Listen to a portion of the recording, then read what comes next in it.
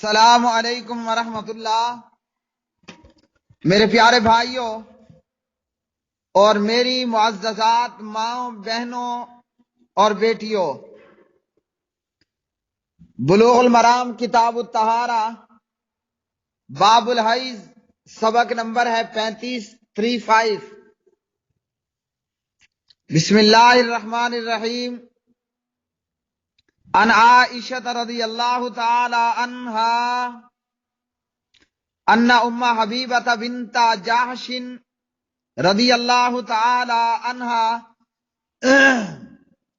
شکت الى رسول اللہ صلی اللہ علیہ وسلم الدم فقال کسی قدر ما كانت تحبسکی حیضتکی ثم اغتسلی فكانت تغتسل لكل صلاة رواہ مسلم وفی روایت البخاری وتوضئی لكل صلاة وہی لأبی داود وغیرہ من وجہ آخر۔ سیدہ عائشہ صدیقہ طیبہ طاہرہ رضی اللہ تعالی عنہا بیان کرتی ہیں کہ ام حبیبہ بنت جحش رضی اللہ تعالی عنہما نے رسول اللہ صلی اللہ علیہ وسلم سے استحاضہ کے خون کی شکایت کی۔ آپ علیہ الصلاۃ والسلام نے فرمایا، تمہارے ماہواری کے دن، حیض کے دن جس قدر پہلے سے متعین تھے اور نماز روزے سے روکتے تھے، اب بھی اتنے دن ٹھہری رہ، پھر اس کے بعد غسل کر لے۔ ام حبیبہ رضی اللہ تعالی عنہا اس کے بعد ہر نماز کے لیے غسل کیا کرتی تھی۔ اسے مسلم نے روایت کیا اور بخاری کی روایت میں ہے کہ پھر ہر نماز کے لیے وضو کر لیا کر۔ ابو داود اور دیگر محدثین نے اس حدیث کو دیگر اسانید سے روایت کیا ہے۔ تو اس حدیث سے میرے بھائیوں اور میری بہنوں یہ معلوم ہوا کہ جس عورت کو استحاضے کا پرابلم ہو، رگ کا خون آتا ہو، تو وہ جتنے دن اس بیماری سے پہلے اسے حیض کا خون آتا تھا، ان دنوں میں ان دنوں کی گنتی برابر دنوں کو حیض کے دنوں میں شمار کر لے، اور جب وہ حیض کے دنوں کی گنتی پوری ہو جائے تو غسل حیض کر لے، اور پھر ہر نماز کے لیے غسل کر لیا کرے۔ یہ ہے مسلم۔ اور بخاری میں ہے کہ نبی علیہ الصلاۃ والسلام نے فرمایا، ہر نماز کے لیے وضو کر لیا کر۔ تو اب ایک روایت میں ہے کہ غسل کیا کرتی تھی وہ ہر نماز کے لیے، اور یہاں ہے کہ وضو کر لیا کر۔ تو غسل کا کرنا مستحب ہے، فرض نہیں ہے۔ غسل کا کرنا فرض ہے، بطور نفل ہے، فرض نہیں ہے۔ اور حافظ ابن حجر رحمہ اللہ نے یہی بات فتح الباری میں کی، اور امام شوکانی علیہ الرحمہ بھی یہی فرماتے ہیں کہ ہر نماز کے لیے غسل کرنا ضروری نہیں ہے۔ ہاں، غسل کر لے درست ہے، نہیں تو ہر نماز کے لیے وضو کرے، جیسے کل کے سبق نمبر 34 میں ہم یہ تفصیلاً پڑھ چکے ہیں کہ استحاضہ کی بیماری میں مبتلا عورت استنجا کرے گی، ارد گرد جہاں خون لگا ہے خون کو دھو لے گی، اور اس کے بعد وضو کر کے نماز پڑھ لیا کرے گی۔ اور کل کے سبق میں ہم یہ باتیں بھی پڑھ چکے ہیں کہ حیض کا خون اور استحاضے کا خون اور نفاس کا خون، حیض کا خون کالے رنگ کا اور گاڑھا پن اور گندی بدبو والا، یہ تین چیزیں اس میں، ایک تو حیض کا خون کالا ہوگا، گاڑھا ہوگا اور بدبو بڑی کریہت والی ہوگی، اور اس کے مقابلے میں استحاضے کا خون سرخ رنگت والا اور زردی مائل اور پتلا۔ حضرت ام حبیبہ بنت جاحش رضی اللہ تعالی عنہما، یہ جناب عبد الرحمن بن عوف رضی اللہ تعالی عنہ کے نکاح میں تھی، اور مسلسل 7 برس تک، 7 سال تک انہیں استحاضے کا مرض لاحق رہا۔ اور ام حبیبہ کی بہن حمنہ بنت جاحش، کل کے سبق میں ہم نے یہ بھی پڑھا کہ ان کو بھی استحاضے کی بیماری تھی۔ یہ 3 بہنیں تھیں، زینب بنت جاحش، ام حبیبہ بنت جاحش اور حمنہ بنت جاحش۔ حمنہ کو بھی اور ام حبیبہ، ان کو بھی، یعنی ان دونوں بہنوں کو استحاضے کی بیماری تھی، اور جو ان کی تیسری بہن تھی زینب، وہ اس عارضے سے محفوظ تھی۔ کہا جاتا ہے کہ عہد رسالت صلی اللہ علیہ وسلم میں 10 صحابیات ایسی تھیں جو استحاضے کی بیماری میں، عارضے میں مبتلا رہتی تھیں۔ تو بہرحال استحاضے میں مبتلا عورت حیض کے دن ختم ہونے پر غسل کر لے گی، اور پھر ہر نماز کے لیے استنجا، وضو، خون دھو لے گی، اور ہر نماز کے لیے وضو کرے گی۔ نماز کے دوران میں خون نہ آئے، کپاس رکھے گی، کپڑا باندھے گی، یا اس کے علاوہ جو بھی ہو کہ جس سے خون بند ہو جائے۔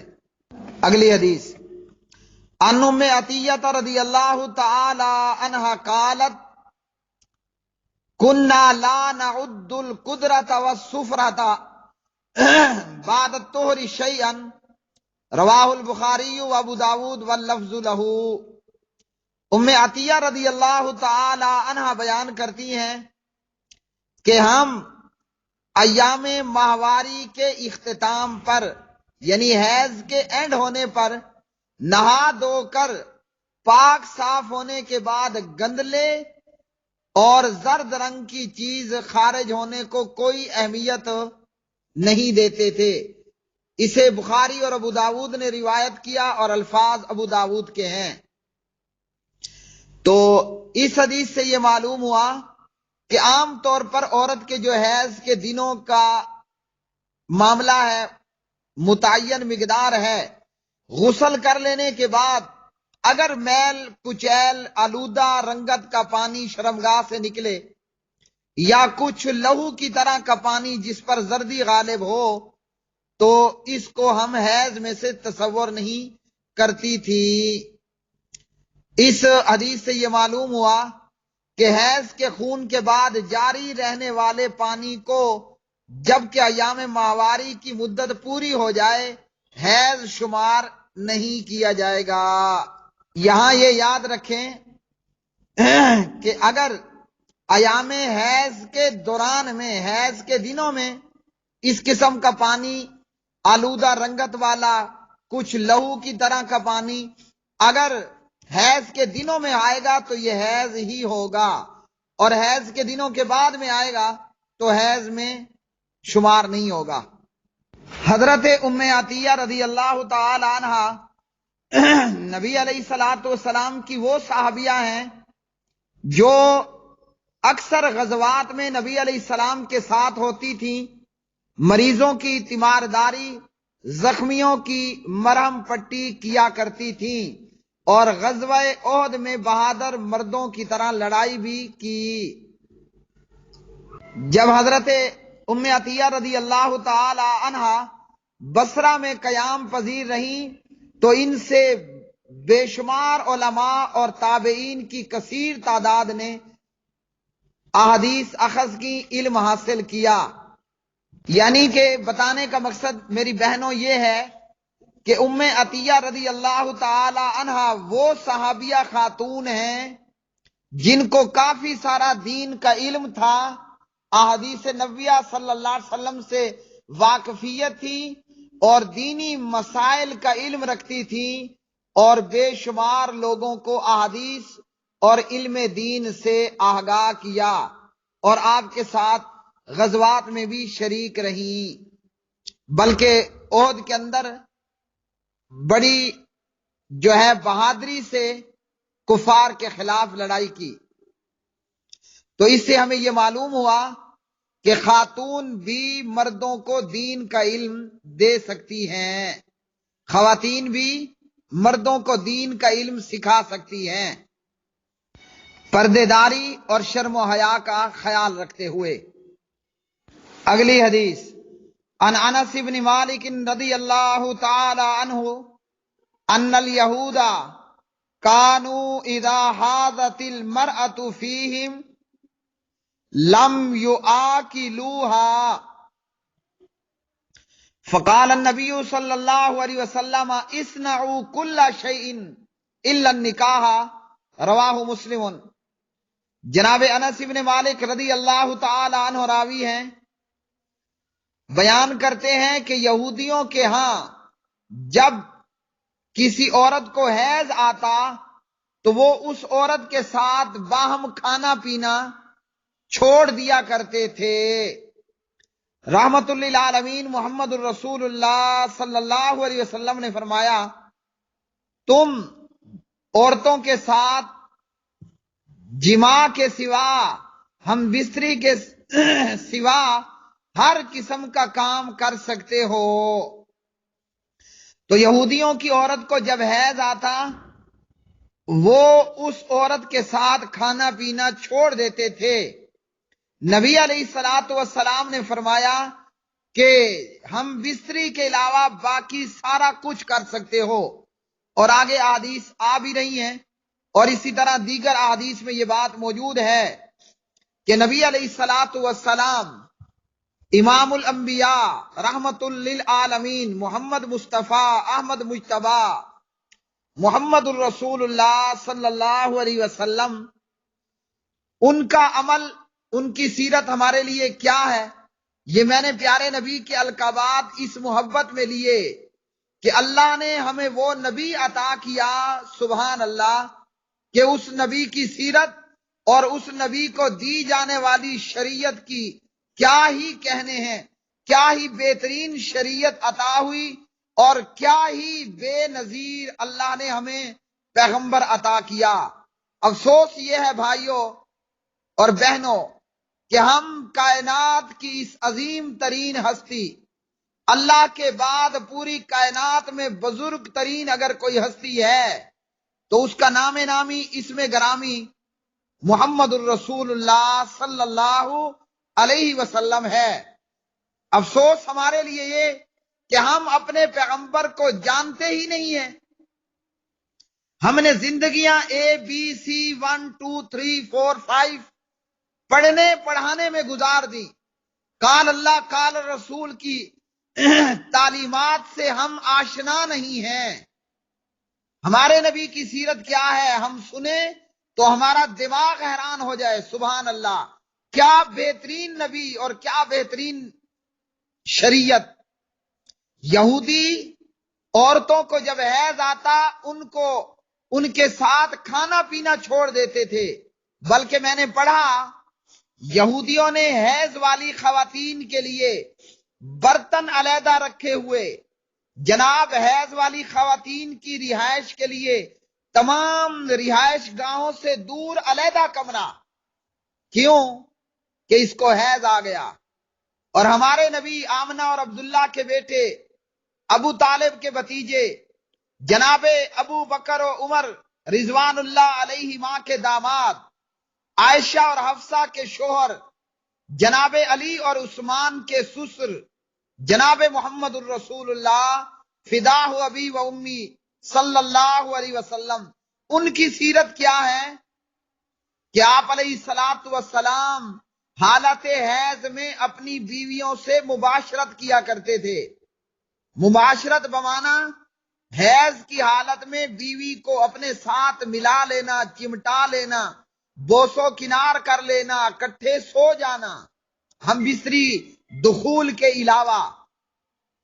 اور مومنوں کی ماں عائشہ فرماتی ہیں کہ میں حیض سے ہوا کرتی تھی رحمت دو عالم میری ران پہ سر رکھ کر اللہ کا قرآن پڑھتے تھے، سبحان اللہ۔ اور عائشہ فرماتی ہیں کہ ہمیں حیض آیا ہوتا، نبی علیہ السلام ہمیں اپنے ساتھ لگاتے، ہمارا حیض زوروں پر ہوتا، نبی کے کپڑوں پر حیض کا خون لگ جاتا، اللہ اللہ۔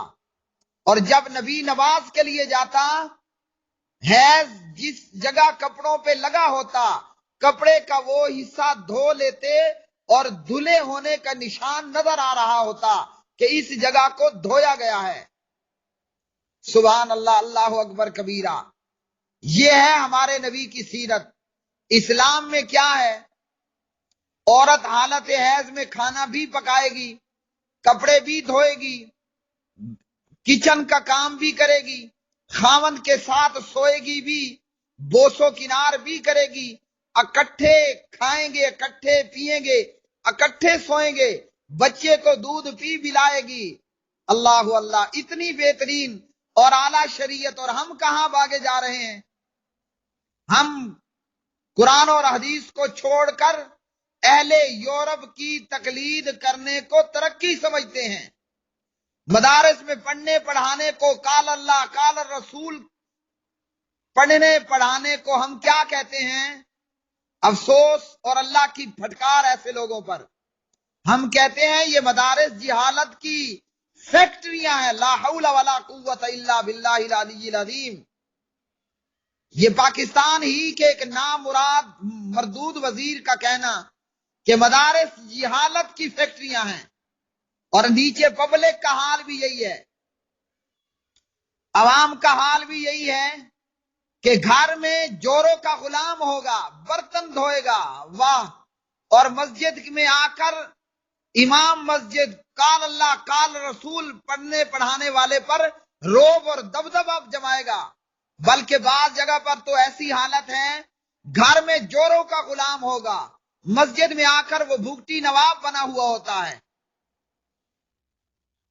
ہمارے پیارے نبی صلی اللہ علیہ وسلم کی یہ سیرت، اور ہم اس کو چھوڑ کر یورپ کی تقلید کرنے والے، قال اللہ قال رسول پڑھنے پڑھانے والوں کو جہالت کی فیکٹریاں کہنے والے، یہ ہے ہمارے نبی کی سیرت۔ قربان جائیں ہم اس نبی پر اور اس نبی کے اس دین پر۔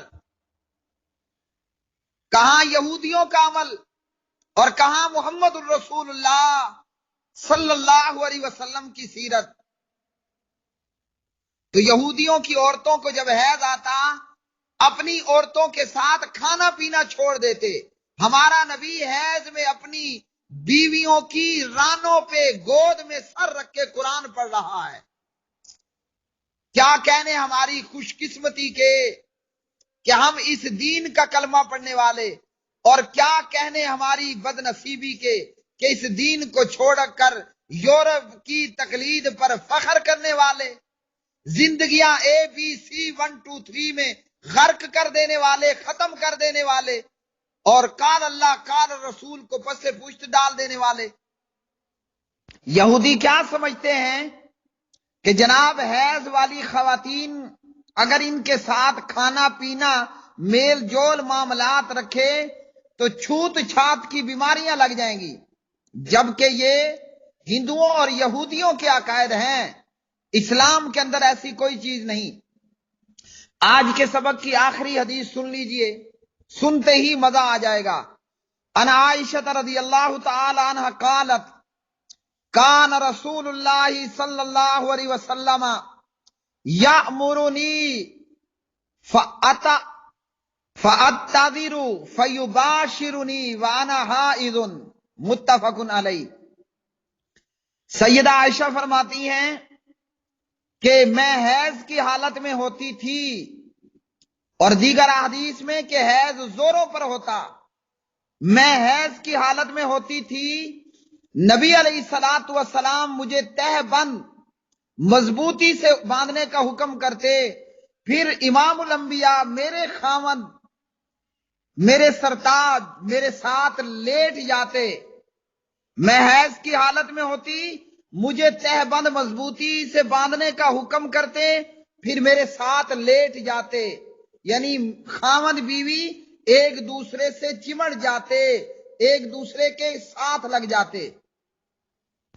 یہاں مباشرت سے مراد ہم بستری کے علاوہ ہے، خاوند بیوی ایک دوسرے کے ساتھ لیٹ جائیں، ایک دوسرے کو ساتھ ملا لیں، بوس و کنار کریں، پیار اور محبت کریں، سوائے ہم بستری، سوائے دخول کے۔ انٹری نہیں لگانی، انٹری کے علاوہ باقی سارا کچھ حلال ہے۔ شریعت نے حیض کے دنوں میں جماع کے سوا عورت کے جسم سے لذت حاصل کرنا، بیوی کے جسم سے لذت حاصل کرنا، اس کو حلال بتلایا۔ تو میرے پیارے بھائیو، یہ ہے محمد الرسول اللہ صلی اللہ علیہ وسلم کو عطا کی گئی شریعت۔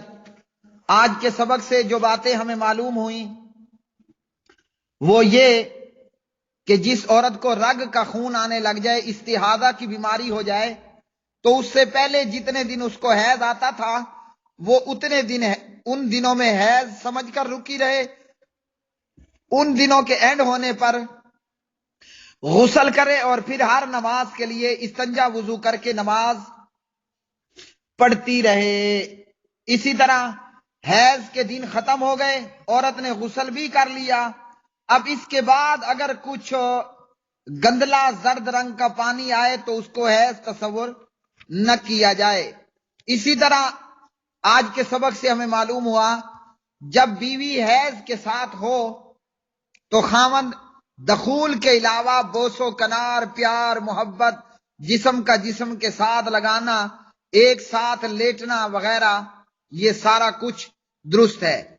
ایک بات میں یہاں جو اکثر بھائی یا بہنیں سوال پوچھتی ہیں وہ یہ کہ خاتون نے جو حیض کے دنوں میں کپڑے پہن رکھے ہوتے ہیں، کیا وہ کپڑے غسل حیض کے بعد پہن سکتی ہیں؟ اسی طرح جنابت میں جو کپڑے پہن رکھے ہیں وہ غسل کے بعد پہنے جا سکتے ہیں؟ اور اسی طرح یہ کہ کیا حائضہ عورت کا پسینہ ناپاک ہوتا ہے؟ تو یاد رکھیے، حیض کے دنوں کے اور جنابت کی حالت کے کپڑے آپ بعد میں بھی پہن سکتے ہیں۔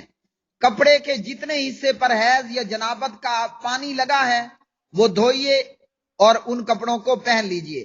اگر حیض کا خون نہیں لگا، جنابت کا پانی نہیں لگا، وہ کپڑے بغیر دھوئے آپ پہن سکتے ہیں، اور حائضہ اور جنبی کا پسینہ ناپاک نہیں ہوتا۔ وآخر دعوانا ان الحمدللہ رب العالمین۔